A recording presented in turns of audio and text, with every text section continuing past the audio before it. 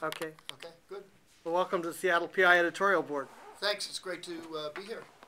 I wanted, first of all, just to make a few observations before we got to questions about the state of higher education right now as we look at what's obviously an extraordinarily difficult economic and budgetary environment for Washington and the nation, and I guess for the entire world it looks like right now.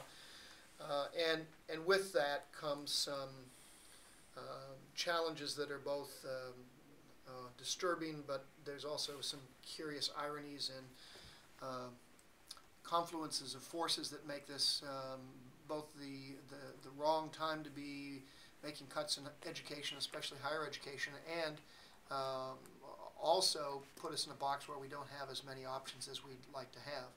As you guys have already opined on a number of occasions, including most recently this weekend, when you have economic downturns, the last thing you want to do is squeeze off those things that build the economy, the engines of the economy you want to feed, not choke back. And of course, universities, especially research-intensive universities, are great engines of economic development. The modern economy is dependent upon two things. One is a highly trained, highly educated workforce, and the other is a steady flow of innovation and new ideas. And of course, that's all we produce is innovation and ideas and a highly trained workforce. It's not all we produce. We also produce healthy people through our, good morning, afternoon, through our medical, clinical care too. So just at a time when we need to have the university be more effective, accepting more students, be producing more new ideas, we run into a budget situation that forces the governor and the legislature to look at cuts for us.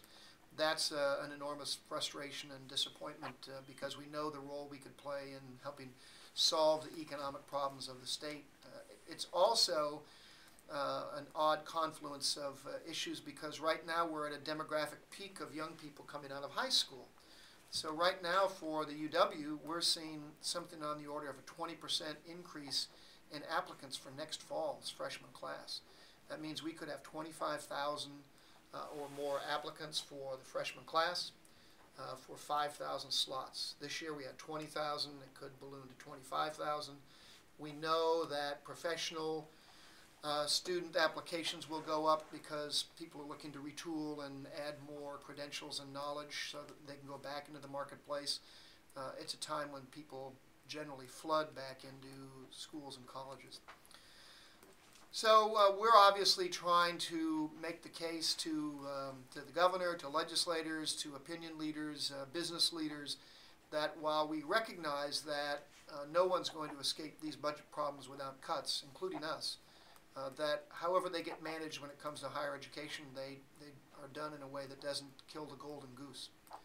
Investments in the university, again, especially the UW, yield very high returns. Depending upon whose numbers you like, they range from 8 to 1 to 20 to 1. For every state dollar that comes into us, we produce that much more back into the economy.